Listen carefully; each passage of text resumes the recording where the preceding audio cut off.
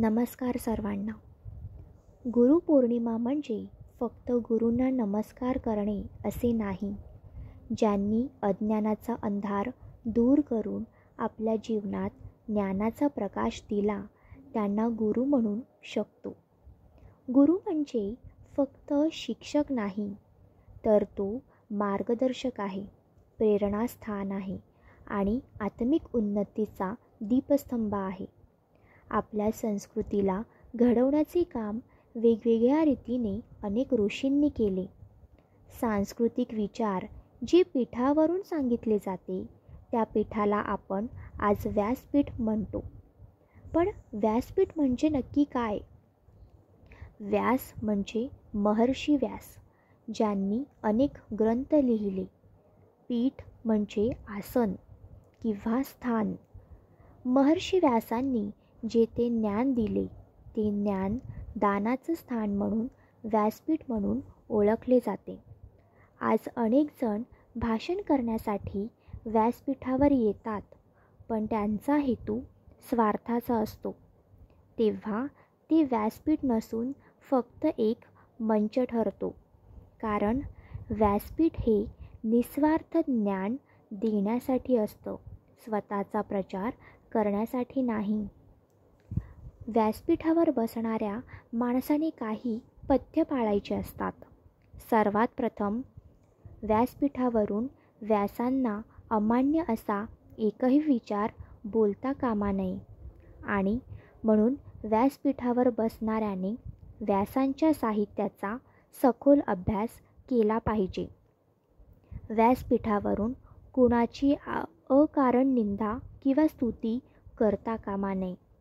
व्यासपीठावर बसणारा माणूस सरस्वतीचा खरा उपासक असला पाहिजे. त्याची वाणी वाङ्मयी विलास म्हणून नव्हे तर ईश्वर भक्तीच्या रूपात वाहत राहिली पाहिजे. त्याची वाणी सरळ, स्पष्ट, सखोल व समाजासाठी उन्नती साधक असली पाहिजे. व्यास समाजाचे खरे गुरु होते. म्हणूनच परंपरागत व्यासपूजा ही गुरुपूजा मानली गेली व व्यासपौर्णिमा ही गुरुपौर्णिमा म्हणून साजरी होऊ लागली. निर्जीव वस्तू वर फेकण्यासाठी जशी सजीवाची गरज भासते, तशीच साधारणतः जीवनहीन व पशुतुल्य बनलेल्या मानवाला देवत्वाकडे घेऊन जाण्यासाठी जिवंत व्यक्तीची आवश्यकता भासते. ही व्यक्ती म्हणजेच गुरु. मानवाला देव बनवण्यासाठी स्वतःच्या पशुतुल्य वृत्तीवर संयम ठेवावा लागतो. ही संयमाची प्रेरणा त्याला गुरुच्या जीवनातून मिळत असते. स्वामी समर्थ म्हणतात, गुरु तोच जो अहंकार नाहीसे करतो आणि व्यासपीठ तेच जिथून आत्मज्ञानाचा तेज प्रकट होतो. स्वामी समर्थ हा शब्द उच्चारला की मन शांत होतं, आत्मा स्थिर होते आणि विश्वास जागतो. श्री स्वामी समर्थ महाराज हे दत्त संप्रदायांचे चतुर्थ अवतार मानले जातात.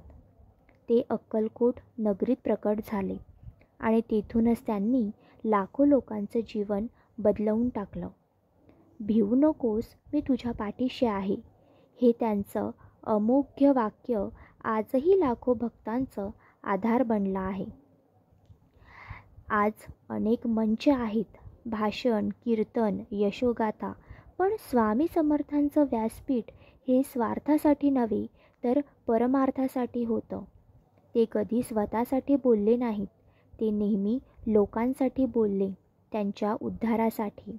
त्यांचं प्रत्येक वाक्य एक आशीर्वाद होता आणि प्रत्येक कृती एक शिक्षण होतं.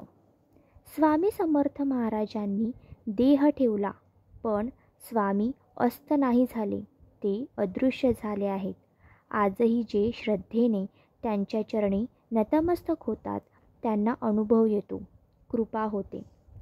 स्वामी समर्थ हे केवळ नाव नाही, ती एक अनुभूती आहे जी मनात उतरली की आयुष्याचं कल्याण होतं.